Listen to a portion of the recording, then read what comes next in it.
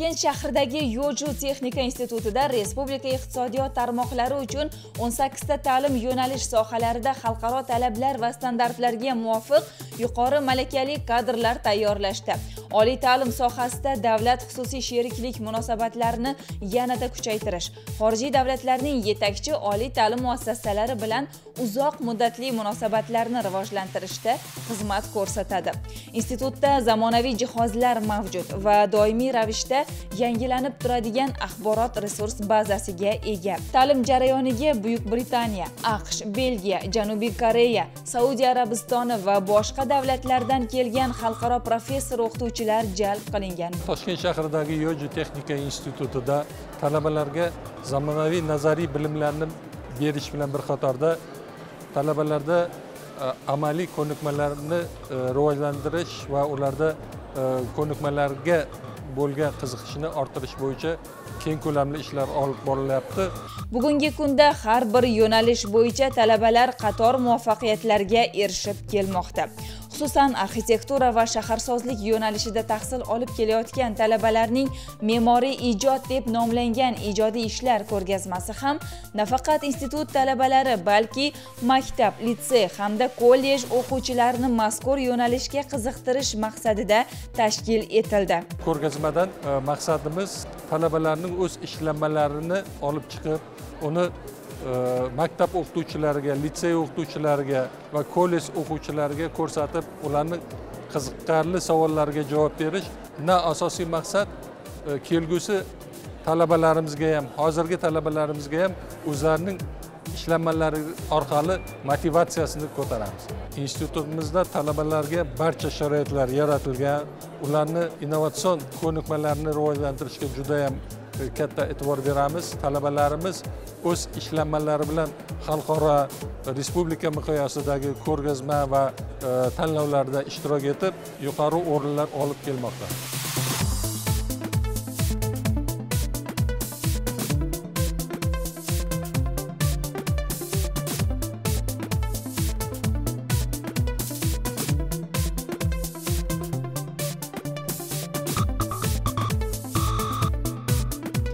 Mana bu loyihalar prototiplashtirish va parametrik dizayn asosida yaratilgan bo'lib, O'zbekiston uchun yangilik hisoblanadi.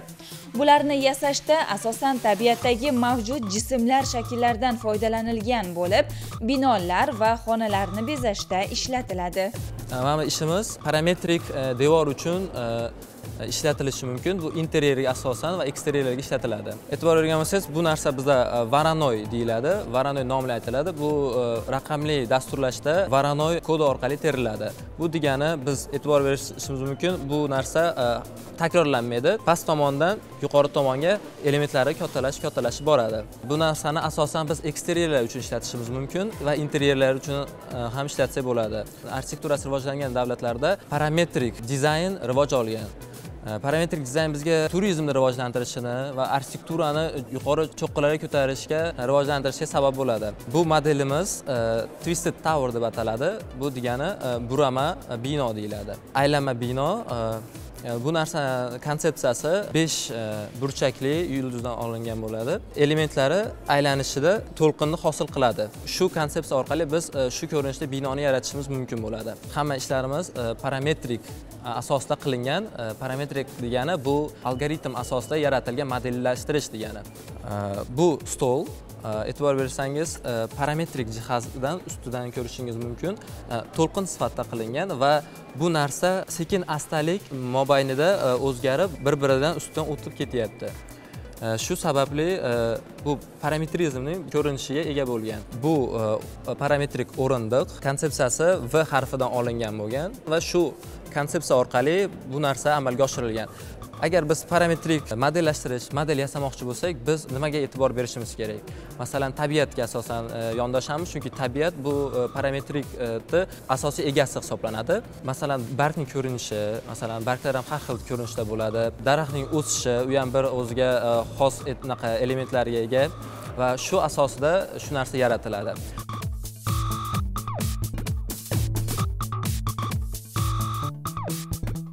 Mana bu o'rindiq va stol ham parametrik dizayn asosida yaratilgan bo'lib, o'zining noan'anaviyligi hamda qulayligi bilan ajralib turadi.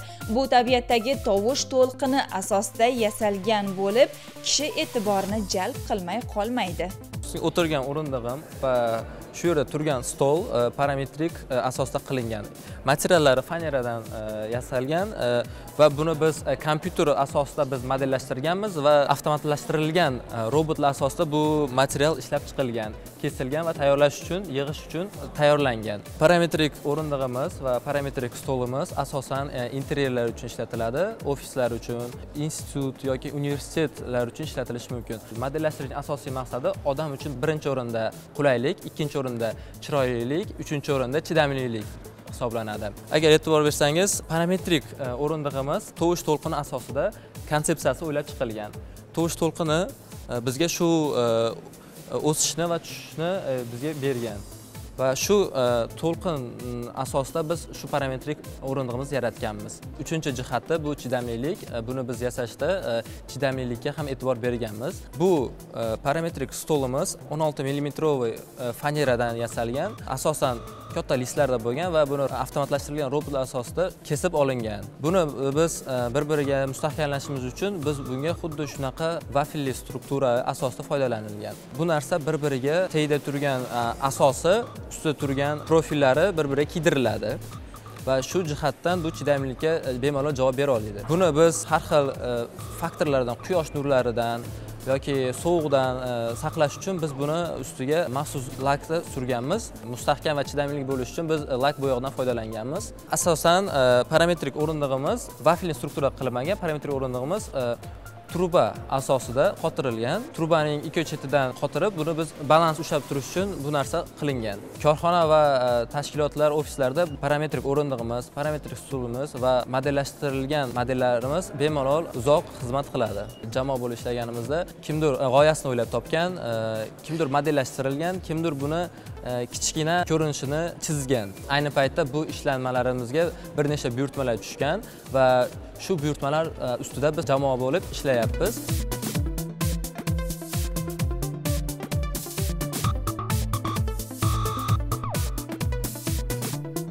Ko'rib turganingiz, mana bu ko'p qavatli uy binosi esa qurilishi uchun odatdagi g'ishtdan emas, tabiiy gipsdan foydalanilganligi bilan alohida e'tiborni jalb qiladi. Gap shundaki, har bir gips o'rnidan o'nlab g'ishtni tejab qolish mumkin. Meni loyiham bu shaharning zid joylashgan joylariga mo'ljallangan bino loyihasi bo'lib, bu bino loyihasining asosiy maqsadi shundan iboratki, bu binoda bilamizki, standart g'ishtlardan foydalanilgan. Bu binoning maqsadi tabiiy, natural gipsdan foydalanib, bitta gips 18 ta g'ishtni o'rnini egallash imkonini beradi. Va bu binoning asosiy konstruksiyasi yana afzalligi shundan iboratki, bu fransuz arxitektori Le Corbusier tomonidan o'ylab topilgan bo'lib, u asosan kichik qavatli binolar uchun mo'ljallangan. Lekin biz uni loyihalarini o'rganib chiqib, uni o'zimizni, ya'ni yuqori qavatli loyihalar uchun konsept asosida o'rganib chiqib, biz o'z loyihamizda buni ishlatdik. Ya'ni bu konstruksiyaning asosiy maqsadi nima? Binoning tashqi qavatlarini, ya'ni tashqi ko'rinishini va binoning asosiy yuk ko'tarilish qobiliyati konstruksiyaga to'g'ri keladi. Lekin binoning ichidagi xonalarni siz o'zingiz xohishingizga, istagingizga qarab turib o'zgartirish imkonini beradi. Ya'ni bino ichida hech qanday yuk ko'tarish devorlari yo'q.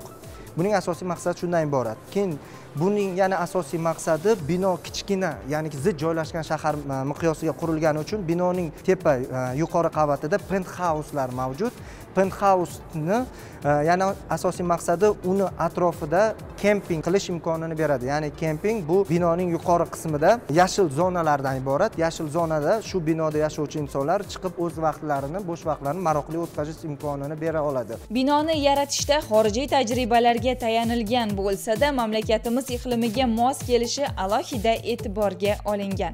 Binoning asosiy fasad, ya'ni tashqi ko'rinishdagi dekorativ elementlar, bular bizni mintaqamizga mos kelishi uchun o'ylab topilgan, ya'ni kontrast holatda, ba'zan qora, ba'zan kulrang, ba'zan oq ranglardan foydalanilgan. Bilamizki, O'zbekiston mintaqasining asosiy ko'rinishi bu bizda 300 kundan ortiq quyosh nuri mavjud. Binoning oynalari maxsus yodlangan, ya'ni qoraytirilgan tusga ega, ya'ni quyosh tushgan payt binoga hech qanday quyoshning ultrabinafsha nurlarini binoni ichiga kirishidan saqlab turadi va binoni balkon, ya'ni qo'shimcha tashqi ko'rinishida asosan unda ham oynalardan foydalanilgan. Bu oyna ham shu xususiyatga ega, ya'ni zararli nurlardan asraydi. Kam xarj va aholi uchun qulay bo'lgan bu kabi turar joy binolariga bugun har qachongidanda talab yuqori. Agar mazkur bino qad rostlasa, yaxshigina mablag'ni tejab qolish mumkin bo'ladi. Bunga ishlatiladigan o'rta hisobda bitta pishgan g'ishimizning narxi hozirgi bozor narxida 1,5 ming so'm, 1000 so'm hisobni tashkil etsa, bu degani bitta katta tabiiy gips blokimiz 10 ming, 12 ming atrofini beradi. Ya'ni bu degani bino qurilishida 8 ta 10 ta g'ishtni narxi tejab qolinadi. Tabiiy gipsning binoga hech qanday qo'shimcha yuk bermaydi, lekin uni zichligi va uni yuk ko'tarish qobiliyati oddiy g'ishtdan ko'ra juda ham mustahkam hisoblanadi va bu asosan chet davlatlarida, ya'ni Janubiy Koreyada, Buyuk Britaniyada va AQSh davlatlarida ko'pincha bu shunday ko'rinishdagi konseptlardan foydalanib turishadi. Gipsimiz tabiiy gips bo'lgani uchun uni zichligi u o'ta zich va misol uchun bilamiz, shovqin agar zich bo'lmasa o'tish imkoni yaxshi bo'ladi. Zich bo'lgani uchun bu o'zini, ya'ni issiq saqlash izolyatsiyasiga ega ham hisoblanadi. Ya'ni binoga tashqidan kelgan issiq nur yoz paytida kirmaydi unchalik, qish paytida sovuq ham binoga kirish imkoni kamroq hisoblanadi. Ya'ni sizga yana bitta qulaylik, siz binoni g'ishtdan keyin orqasidan issiq izolyatsiya bilan qoplashingiz shart emas. Bu loyihamiz hozirda taklif loyihasi sifatida davlat tenderiga taqdim etilgan va hozir bu o'rganish jarayoni ketmoqda. Agar o'rganish jarayonidan o'tsa, bu binoyimiz shaharni o'ta zich joylashgan joylarida qurilish imkoniyatiga ega. Chunki u ham narx, ham vaqt, ham ko'rinish jihatdan oddiy standart uylardan o'ziga ustunligiga ega.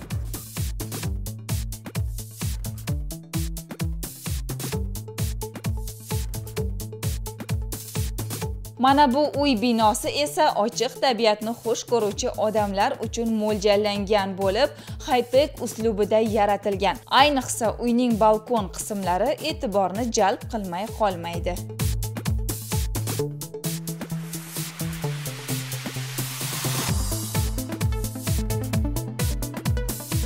Mani binoyim birinchi qavatdan ko'tarilmagan, ikkinchi qavatdan ko'tarilgan. Buni sababi birinchi qavatga men bolalar maydonchasi loyihalaganman. Ikkinchi sababi mani binoyim hozirgi kunda ko'p talab qilinayotgan high-tech uslubida qilingan va bu binoyimda men ko'proq tabiiy materiallardan foydalanganman. Yog'och, oyna, metal. Hozir bizani mentalitetimiz ochiq, tabiatni yoqtiradi. Shu sababli men o'zimni binoyimda iloji boricha kengroq, kattaroq balkonlar va ochiq terrasalar ishlatdim. Bunda meni binoyim 4 ta blokdan iborat va o'sha har ikkita blok bir-biri bilan ikkinchi va 4-chi qavatda ochiq terrasalar bilan birlashtirilgan. Oxirgi qavatida bo'lsa, o'rtadagi binolar ochiq terrasalar bo'lgan. Aholi xohishiga, talabiga ko'ra yashil zonalardan foydalanish mumkin. U yerda ochiq bog'lar bo'ladi. Shu binoda yashovchi aholi u yerda hordiq chiqarish mumkin. Issiq kunlarda, yoz, bahorda, balki qishda, kuzda ham buni iloji bor.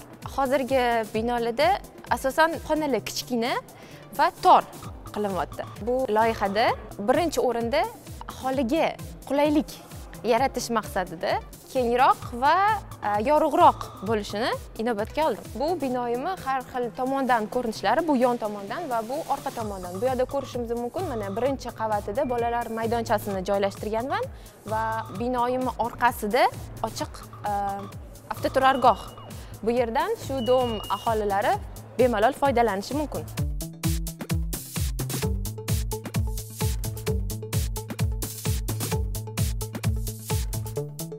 Mana bu loyiha ham yosh ixtirochi tomonidan xorij tajribasini o'rgangan holda ishlab chiqilgan bo'lib, bir qancha qulayliklarga ega ekanligi bilan ajralib turadi.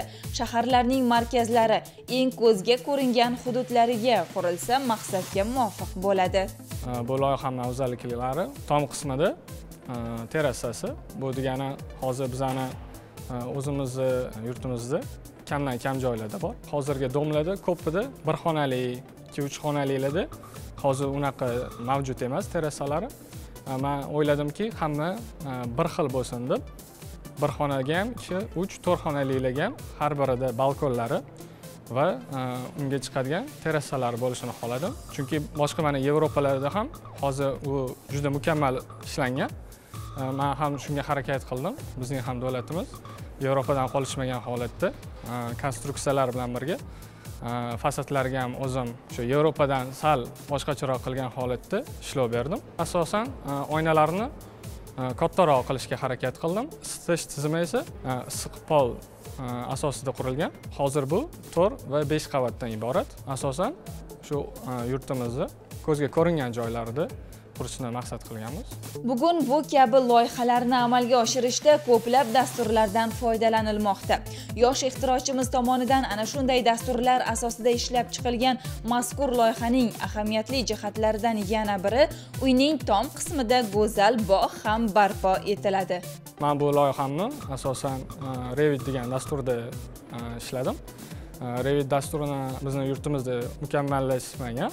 Mana bu loyihaning umumiy ko'rinishi. Bundan ko'rishingiz mumkinki, buni tepasida terrasadan tashqari yana oila uchun bog' ajratilgan. Chunki hozir bilasizlar, domlarning asosan faqat birinchi qavatida faqatgina bog' bor. Men shuni o'yladimki, faqat birinchi etajda emas, birinchi qavatda emas, 5-qavatdagi insonlarga ham bog' bo'lishini xohladim va dam olib o'tirganda ham bu insonga baribir tabiiy muhitga kirishish uchun shuni xohladim. Bu esa oldi qismi. Oldi qismida bolalar maydonchasi ham bor. Bolalar maydonchasidan tashqari avtoturargoh ham ularga yaqin joylashgan.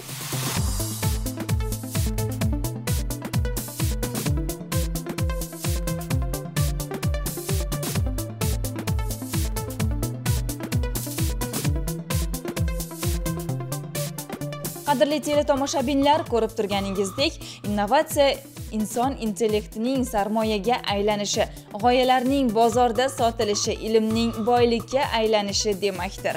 Mamlakatlarning innovatsion rivojlanishi ko'p jihatdan inson kapitali bilan bog'liq bo'lib, bu esa mamlakatning makroiqtisodiy ko'rsatkichlarida o'z aksini topadi. Mamlakatimizda ixtirochi yoshlarning ko'pligi iqtisodiy taraqqiyotga katta ta'sir ko'rsatishi esa eng muhim jihatlardan biridir.